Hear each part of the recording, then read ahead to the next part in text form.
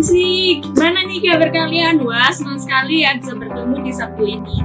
Oke, sebelum kalian memulai ibadah ini, siapin dulu note kalian dan jangan lupa matiin notifikasi HP kalian supaya kalian nggak keganggu waktu ibadah nanti. Oke, kalau sudah siap semuanya, mari kita berdoa. Bapak, terima kasih untuk penyertaan sepanjang hari ini Tuhan. Sebentar kalau kami mau memulai ibadah ini Tuhan, berkati ibadah ini dari awal pertengahan hingga akhir Tuhan, berkati telinga, hati dan pikiran kami supaya kami dapat fokus untuk memuji dan memuliakan Engkau Tuhan. Terima kasih Tuhan, kami sudah berdoa dan mengucap syukur. Haleluya. Amin. Selamat beribadah.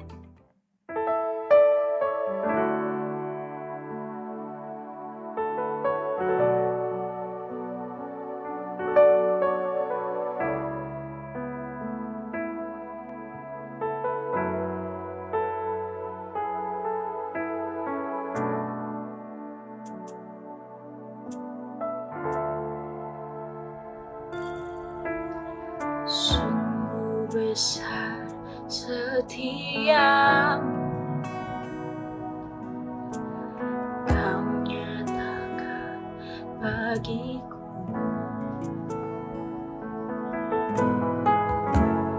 Kau Bapa yang selalu mengerti isi hatiku.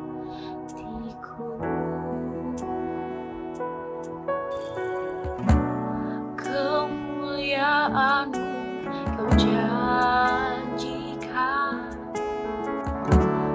aku tetap percaya. Ku percaya janji-Mu ajaib, terukir dalam kehidupan. Ku berserah di dalam kekuatan, hanya Kau segalanya bagi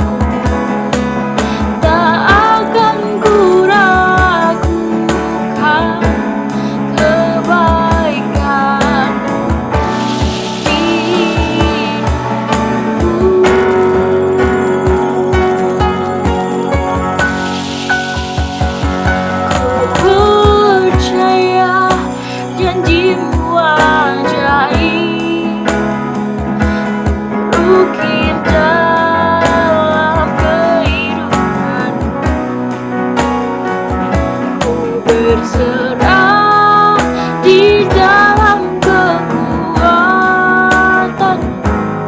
Hanya Kau segalanya bagiku. Ku percaya janji-Mu ajaib, ukir dalam kehidupanku. Ku berserah di dalam kekuatan. Ku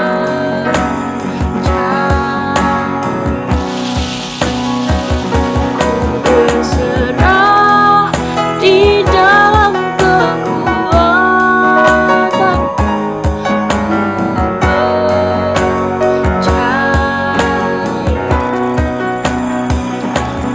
Berserah di dalam kekuatan.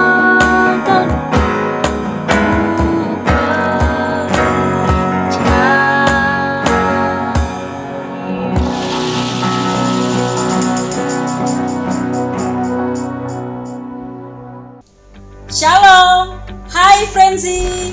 Bertemu kembali dalam ibadah yang luar biasa pada hari ini. Saya percaya kalian semua tetap dalam keadaan sehat dan luar biasa. Nah, sebelum kita mendengarkan firman Tuhan, mari kita berdoa bersama-sama. Terima kasih Tuhan, kami sungguh mengucap syukur kepadamu buat sore hari ini. Kami tahu bahwa Engkau Allah yang selalu setia dalam hidup kami. Bapa di sorga, kami mau bersyukur karena kami masih bisa mendengarkan firman-Mu Tuhan. Berkati setiap kami supaya kami boleh mengerti dan diberkati oleh firman Tuhan pada sore hari ini. Terima kasih Tuhan, dalam nama Yesus Kristus kami mau mendengarkan firman-Mu. Haleluya, amin. Haleluya, puji Tuhan teman-teman semuanya. Kita masih bisa beribadah pada sore hari ini. Kita masih bisa mendengarkan firman Tuhan. Kita masih bisa menikmati kebaikan-kebaikan Tuhan. Itu semua karena kasih anugerah Tuhan. Nah, hari ini kita akan belajar firman Tuhan bersama-sama. Saya percaya kalian sudah mempersiapkan diri, sudah mempersiapkan Alkitabnya juga, dan catatan, buku catatan serta alat tulisnya, dan dicatat poin-poin yang penting juga ya. Haleluya. Nah, hari ini kita akan belajar lewat firman Tuhan.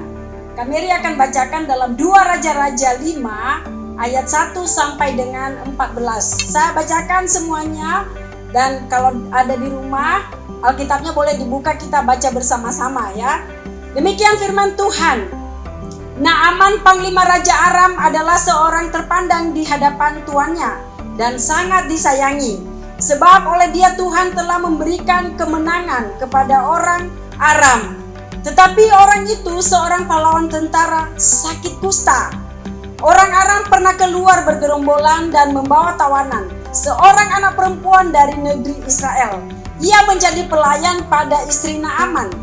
Berkatalah gadis itu kepada nyonyanya, sekiranya tuanku menghadap nabi yang di Samaria itu, maka tentulah nabi itu akan menyembuhkan dia dari penyakitnya. Lalu pergilah Naaman memberitahukan kepada tuannya, katanya, beginilah dikatakan oleh gadis yang dari negeri Israel itu. Maka jawab Raja Aram, baik, pergilah, dan aku akan mengirim surat kepada Raja Israel. Lalu pergilah Naaman dan membawa sebagai persembahan 10 talenta perak dan 6.000 shikal emas dan 10 potong pakaian. Ia menyampaikan surat itu kepada Raja Israel yang berbunyi, sesampainya surat ini kepadamu, maklumlah kiranya bahwa aku menyuruh kepadamu Naaman, pegawaiku, supaya engkau menyembuhkan dia dari penyakit kustanya. Segera sesudah Raja Israel membaca surat itu, dikoyakannya lah pakaiannya serta berkata, Allahkah aku ini yang dapat mematikan dan menghidupkan? Sehingga orang ini mengirim pesan kepadaku supaya aku sembuhkan seorang dari penyakit kustanya. Tetapi sesungguhnya perhatikanlah dan lihatlah, ia mencari gara-gara terhadap aku. Segera sesudah didengar Elisa abdi Allah itu bahwa Raja Israel mengoyakkan pakaiannya, dikirimkannya lah pesan kepada Raja, bunyinya, mengapa engkau mengoyakkan pakaianmu? Biarlah ia datang kepadaku, supaya ia tahu bahwa ada seorang nabi di Israel. Kemudian datanglah Naaman dengan kudanya dan keretanya, lalu berhenti di depan pintu Elisa, rumah Elisa. Elisa menyuruh seorang suruhan kepadanya mengatakan, "Pergilah mandi 7 kali dalam sungai Yordan, maka tubuhmu akan pulih kembali, sehingga engkau menjadi tahir." Ayat 11. Tetapi pergilah Naaman dengan gusar sambil berkata, "Aku sangka bahwa setidak-tidaknya ia datang keluar dan berdiri memanggil nama Tuhan Allahnya, lalu menggerak-gerakkan tangannya di atas tempat penyakit itu, dan dengan demikian menyembuhkan penyakit kustaku. Bukankah Abana dan Parpar, sungai-sungai Damsyik, lebih baik dari segala sungai di Israel? Bukankah aku dapat mandi di sana dan menjadi tahir?" Kemudian berpalinglah ia dan pergi dengan panas hati. Tetapi pegawai-pegawainya datang mendekat serta berkata kepadanya, "Bapak, seandainya nabi itu menyuruh perkara yang sukar kepadamu, bukankah Bapak akan melakukannya? Apalagi sekarang ia hanya berkata kepadamu, mandilah dan engkau akan menjadi tahir." Maka turunlah ia membenamkan dirinya 7 kali di dalam sungai Yordan sesuai dengan perkataan abdi Allah itu. Lalu pulihlah tubuhnya kembali seperti tubuh seorang anak, dan ia menjadi tahir. Nah, ini teman-teman semuanya Youth Frenzy, firman Tuhan ini sudah sering kita dengar. Ini adalah kisah Naaman yang ingin sembuh dari penyakit kustanya. Kita tahu bahwa Naaman ini adalah panglima besar. Ingat, panglima besar, dan Raja Aram sangat sayang kepadanya, ya, sangat mengasihi Naaman. Nah, suatu ketika dia sakit kusta, maka seorang pelayan istri Naaman, yaitu gadis dari Israel yang menjadi tawanan pada saat itu, mengatakan kepada nyonyanya, "Bukankah kalau misalnya tuanku itu datang kepada nabi yang ada di Samaria itu, bisa menyembuhkan tuanku?" Dan akhirnya setelah mereka berunding dan memutuskan untuk Naaman pergi menghadap nabi yang ada di Samaria di Israel, yaitu Nabi Elisa. Maka Raja Aram mengirimkan surat kepada Raja Israel. Karena ini adalah panglima besar, maka dia mengirimkan surat supaya Naaman bisa disembuhkan oleh Raja Israel. Tetapi apa yang terjadi kepada Raja Israel? Dia mengoyakkan pakaiannya. Dia tidak percaya bahwa Raja Aram bisa mengirimkan Naaman panglima besarnya untuk disembuhkan dari penyakit kustanya. Dan dia mengoyakkan pakaiannya. Dia tidak percaya itu, dan dia katakan bahwa Raja Aram cari gara-gara dengannya. Tetapi puji Tuhan, Elisa setelah dia dengar bahwa Raja Aram mengoyakkan pakaiannya, kemudian dia katakan, "Suruhlah dia datang kepadaku, supaya Naaman tahu bahwa di Israel ada Nabi Allah." Maka pergilah Naaman menghadap kepada Nabi Elisa. Namun sesampainya di pintu rumah Elisa, Naaman ini berharap mukjizat yang besar. Dia berharap bahwa dia akan mendapatkan kesembuhan. Dia datang dengan membawa seserahan, ya. Dikatakan tadi ada perak, ada emas, ada pakaian yang indah-indah. Dia bawa kepada Elisa. Nah, yang terjadi apa? Kita lihat ya. Di ayat tadi dikatakan bahwa Elisa menyuruh suruhannya supaya Naaman mandi di sungai Yordan sebanyak 7 kali. Nah, ini kita lihat respon Naaman ketika dia mendengarkan bahwa Elisa menyuruh suruhannya untuk mengatakan bahwa mandilah kamu di sungai Yordan sebanyak 7 kali. Maka gusarlah hati Naaman. Dia tidak mengira bahwa Nabi Elisa menyuruhnya seperti itu. Dia mengira bahwa nabi itu akan datang kemudian menggerak-gerakkan tangannya di atas penyakitnya, kemudian lenyaplah penyakit kustanya. Tetapi apa yang dia harapkan, apa yang Naaman pikirkan secara logikanya, itu tidak terjadi, ya. Lain, Tuhan punya rencana lain, Tuhan punya cara lain, ternyata tidak sesuai dengan rencananya atau yang diharapkan Naaman. Lalu dengan panas hati dikatakan tadi, Naaman akhirnya pergi juga. Nah, di jalan itu pelayan-pelayan Naaman mengatakan kepadanya, "Bapak, seandainya Nabi Allah itu mengatakan kepadamu hal yang berat, apakah Bapak tidak melakukannya?" Nah, di situ akhirnya Naaman memutuskan untuk membenamkan dirinya ke dalam sungai Yordan sebanyak 7 kali. Nah, pembelajaran terpenting dalam kehidupan kita lewat kisah Naaman itu adalah Naaman ini disembuhkan dari penyakit kustanya. Itu yang pertama. Kemudian Elisa menyuruh seorang suruhan untuk mengatakan, "Pergilah mandi 7 kali." Kemudian Naaman pergi dengan hati gusar, ya. Kemudian dia katakan apa di ayat 11, saya bacakan sekali lagi. Ini sangat lucu nih. "Tetapi pergilah Naaman dengan gusar sambil berkata, aku sangka bahwa setidak-tidaknya dia datang keluar berdiri memanggil nama Tuhan Allahnya." Kemudian dia gerak-gerakan tangannya. Nah, ini adalah mental Naaman, ini adalah mental instan, ya. Kita harus mengerti ini. Ini Naaman ini maunya harusnya Nabi Elisa itu menggerak-gerakan atau berkata satu kata memanggil Tuhan Allahnya, kemudian dia sembuh dan hilang sakit kustanya. Menurut Naaman seperti itu. Tetapi Tuhan punya cara lain. Sekali lagi, Tuhan punya cara lain untuk melakukan mukjizat kepada seseorang. Jadi Naaman memakai logikanya, dia mau yang instan, ya. Kalau saya pikir ini Naaman ini ya mental insannya itu luar biasa, ya.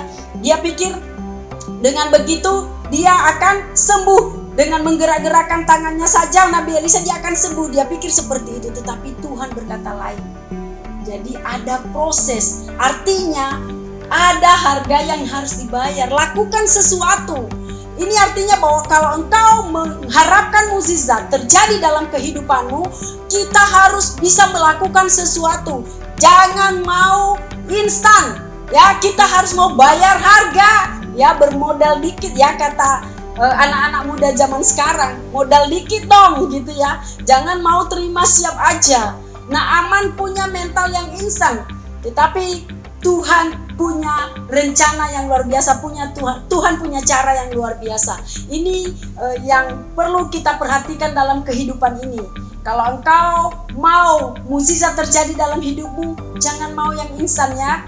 Bayar harga, kerjakan sesuatu, lakukan sesuatu. Sebab ketika engkau menjalani proses itu, maka Tuhan pun berkenan kepadamu. Sama dengan Naaman, meskipun dia pergi dengan hati gusar, dengan hati yang panas, tetapi dia tetap melihat kemuliaan itu. Akhirnya ketika Naaman membenamkan dirinya di dalam sungai Yordan sebanyak 7 kali, maka dia keluar. Kulitnya, dikatakan di dalam Alkitab tadi bahwa kulitnya seperti kulit anak.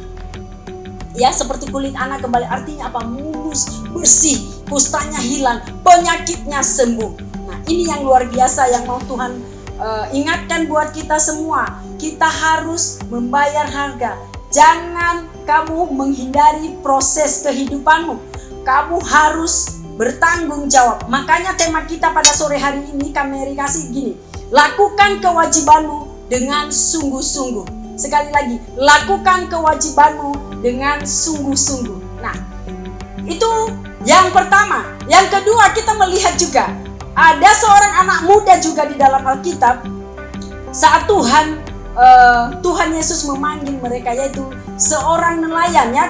Kisah murid Yesus si penjala ikan. Kita baca di dalam Lukas 5 ayat 4-6. Demikian firman Tuhan. Setelah selesai berbicara, ia berkata kepada Simon, bertolaklah ke tempat yang dalam dan tebarkanlah jalamu untuk menangkap ikan. Simon menjawab, Guru, telah sepanjang malam kami bekerja keras dan kami tidak menangkap apa-apa.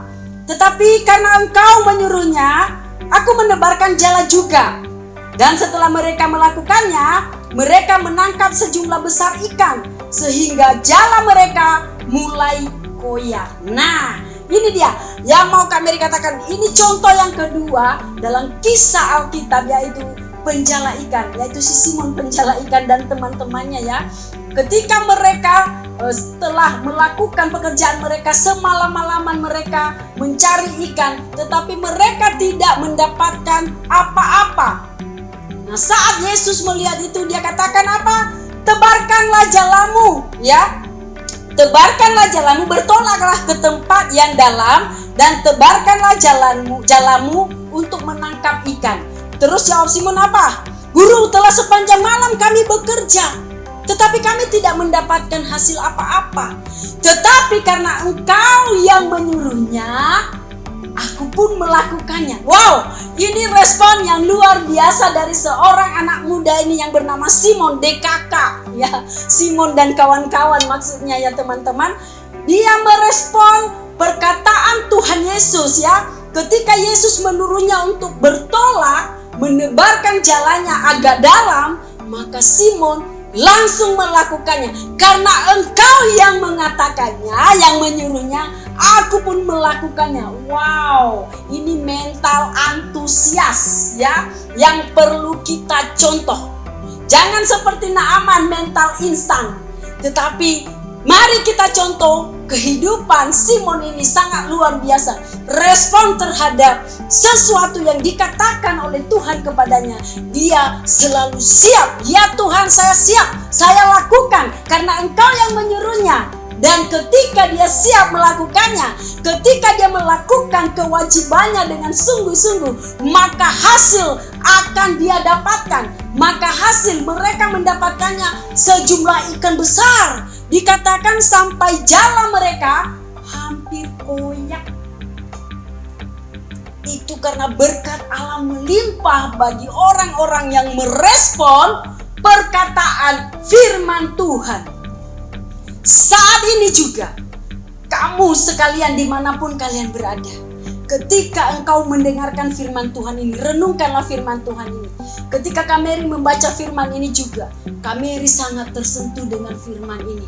Benar, respon Simon dari perkataan Tuhan Yesus dengan respon Naaman dengan perkataan Elisa sangat berbeda. Meskipun mereka mendapatkan hasilnya ya, karena Naaman juga tetap melakukan apa yang dikatakan oleh Elisa meskipun dengan hati gusar. Tetapi Simon tanpa mempertimbangkan, meskipun saya sudah capek, sebenarnya dia mau mengatakan itu kepada Tuhan. Tuhan, saya ini capek, semalam-malaman, bayangin semalam-malaman gak ada istirahat, tapi mereka gak dapat apa-apa. Tapi karena Tuhan yang menyuruhnya, ya sudahlah Tuhan, aku harus melakukannya. Aku akan lakukan Tuhan dengan senang hati. Dan dia diberkati Tuhan, luar biasa. Haleluya. Mereka mendapatkan banyak ikan ya, banyak ikan, banyak sekali ikan. Kemudian mereka juga ya, kalau kita lihat di ayat terakhir ya dari firman tadi dalam Lukas itu dikatakan, Yesus mengatakan kepada mereka bahwa bukan hanya kujadikan kamu penjala ikan, tetapi engkau pun akan kujadikan menjadi penjala manusia. Wow, luar biasa, luar biasa. Ini double porsi, ini double berkat mereka dapatkan, bukan hanya menjadi seorang penjala ikan atau nelayan, tetapi mereka dijadikan Tuhan untuk memenangkan manusia, untuk memenangkan jiwa-jiwa untuk kemuliaan Allah. Luar biasa ya, menjadi kaki tangan Tuhan, menjadi kepercayaan Tuhan. Dan kalau kita melihat bahwa mereka juga menjadi murid-murid Tuhan Yesus yang sangat luar biasa. Ini yang Tuhan mau dalam kehidupan kita. Nah, pertanyaannya adalah, apa yang menjadi tanggung jawab atau kewajiban kita saat ini? Apa yang menjadi kewajibanmu saat ini? Ya, jika engkau seorang pelajar, apa yang menjadi tanggung jawabmu? Lakukanlah itu dengan sungguh-sungguh. Jadi pelajarlah yang melakukan kewajibannya dengan sungguh-sungguh. Jika engkau menjadi seorang karyawan di tempat pekerjaanmu, jadilah karyawan yang sungguh-sungguh melakukan kewajibanmu di sana. Jadi contohlah di sana, jadilah penjala manusia di sana. Jadilah anak Tuhan yang menjadi berkat bagi sesamamu. Ya, jadilah anak Tuhan yang menguatkan orang-orang yang lemah di sana. Jangan sebaliknya jadi troublemaker. Jangan ya teman-temannya, tetapi kita harus menjadi saksi karena Tuhan yang memilih kita, ya. Apa yang menjadi tanggung jawabmu, lakukanlah dengan sungguh-sungguh. Ya, jika engkau seorang pengusaha, ya, katakan pengusaha. Amin. kamu lakukanlah itu usahamu dengan sungguh-sungguh. Lakukan tanggung jawabmu sebagai pengusaha yang luar biasa. Maka Tuhan akan memberkatimu lebih lagi. Maka Tuhan akan memperluas daerahmu. Maka Tuhan akan memberikan kamu kekuatan. Maka Tuhan akan mengangkat engkau menjadi lebih tinggi lagi. Haleluya. Nah, saat ini kalau engkau sudah mengerti apa yang menjadi kewajibanmu dalam keluargamu, dalam komunitasmu, dalam gerejamu, dalam pelayananmu, dalam dimanapun engkau berada, dalam dimanapun posisimu, kau harus menjadi berkat di sana. Ya, kau harus melakukan tanggung jawabmu dengan sungguh-sungguh. Nah, Kak Mary mau katakan, mau beritahu kita semua yang menjadi kewajiban kita saat ini apa? Ya, kita baca dulu di dalam Kolose 1 ayat 23. Ini yang Tuhan mau di dalam kehidupan kita ya. Dalam Kolose 1 ayat 23 demikian firman Tuhan. Sebab itu kamu harus bertekun dalam iman, tetap teguh dan tidak bergoncang. Dan jangan mau digeser dari pengharapan Injil. Dari pengharapan Injil yang telah kamu dengar dan yang telah dikabarkan di seluruh alam di bawah langit, dan yang aku ini Paulus telah menjadi pelayannya. Jadi apa yang menjadi tanggung jawab kita saat itu atau kewajiban kita saat ini? Yang pertama adalah tekun. Ya, tekun. Tadi dalam Kolose dikatakan bahwa sebab itu kamu harus bertekun. Yang pertama tekun. Kita harus tekun melakukan kewajiban kita. Jangan sekarang melakukan, besok tidak. Sekarang melakukan, tetapi 2 hari lagi kumat lagi nggak mau melakukan. Itu namanya mental instan atau mental memble-memble gitu ya. Tidak boleh seperti itu. Kita harus konsisten, tekun, terus menerus, konsisten ya. Sekarang melakukan, besok lakukan, minggu depan lakukan, terus lakukan. Sampai kapan, Kak Mary? Sampai Tuhan memanggilmu. Sama, Kak Mary juga seperti itu. Saya juga berusaha saat ini supaya saya bisa melakukan setiap tanggung jawab yang sudah dipercayakan Tuhan kepada saya akan melakukan dengan sungguh-sungguh. Saya berusaha untuk melakukannya dengan segenap hati saya. Saya berusaha, saya mau belajar untuk melakukannya karena saya tahu bahwa upah saya besar di sorga. Haleluya, ya. Nah, firman Tuhan ini juga berlaku untuk saudara, teman-teman semua, dan juga saya, ya. Yang kedua adalah teguh dan tidak bergoncang, ya. Teguh dan tidak bergoncang dalam iman. Jadi jangan bergoncang, tetap teguh. Kuat tetap, ya, tetap kuat. Jangan hari ini kuat, besok lesu, lemas, didorong-dorong nggak mau maju. Iya kan? Itu nggak bisa. Itu mental memble, nggak boleh. Harus tetap teguh, kuat di dalam Tuhan.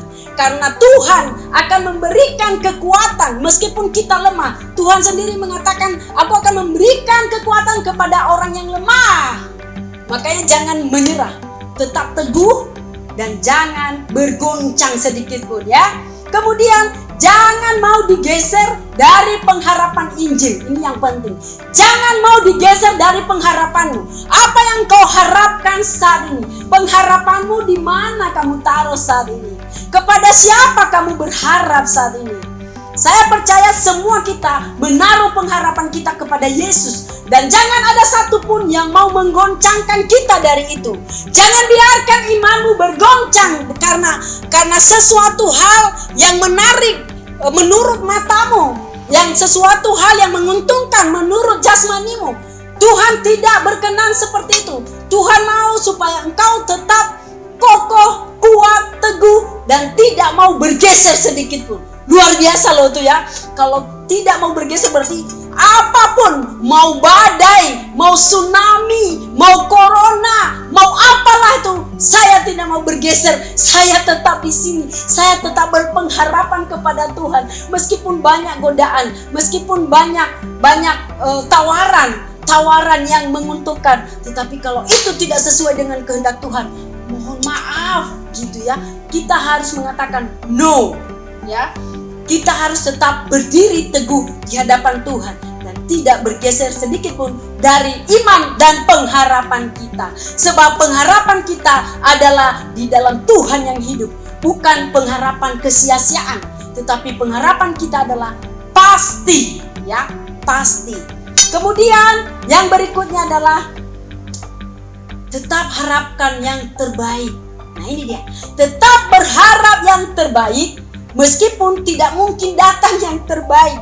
Agak sulit memang, masa mengharapkan yang terbaik, tapi tidak mungkin loh. Tuhan tidak mungkin. Saya melihat tidak mungkin Tuhan. Saya harus memilih ini saja. Jangan mau instan. Tidak boleh. Anak Tuhan harus siap bayar harga. Harus siap menjalani proses. Jangan menghindar dari proses. Karena ketika engkau menjalani proses itu, maka pengalamanmu bersama Tuhan akan bertambah-tambah. Maka kuasa Allah turun menaungimu. Ketika engkau menjalani proses itu, maka Tuhan sendiri yang memegang engkau dengan tangan kanannya. Dan dia akan memberikan kemenangan kepadamu.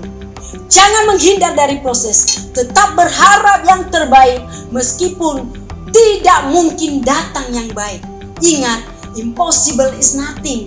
Tidak ada yang mustahil bagi Tuhan dan bagi orang percaya. Sesuai dengan tema kita bulan ini, bahwa mengharapkan yang terbaik, ya, mengharapkan yang terbaik. Harus harapkan yang terbaik. Kalau engkau saat ini memiliki masalah, jangan pikirkan masalahmu, tetapi harapkan yang terbaik bahwa Tuhan akan memberikan kemampuan kepadamu untuk menyelesaikan masalah itu. Harus diselesaikan, ikutin prosesnya. Tuhan besertamu. Tuhan Yesus memberkati. Mari kita berdoa. Terima kasih Tuhan, kami sungguh mengucap syukur sore hari ini. Kami percaya bahwa Tuhan akan menguatkan setiap kami, bahwa Tuhan akan menjadikan kami menjadi Simon-Simon masa kini yang selalu siap menerima tanggung jawab daripadamu, yang selalu siap menjalankan perintahmu.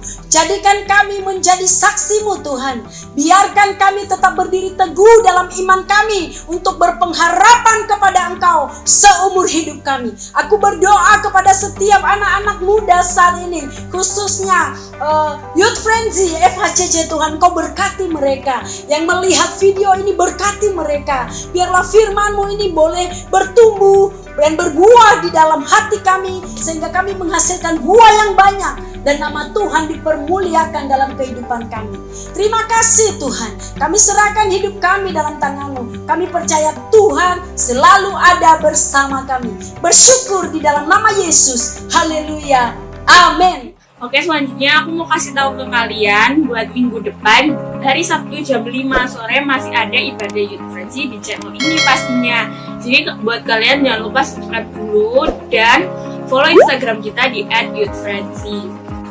Di hari Senin dan Selasa kita ada FC online. Jadi yuk kalian gabung biar kita bisa sharing sama-sama sama teman-teman yang lainnya. Dan buat kalian-kalian yang rindu memberikan persembahan, jangan khawatir karena kita masih bisa kasih persembahan secara online pastinya dengan cara scan QR code yang ada.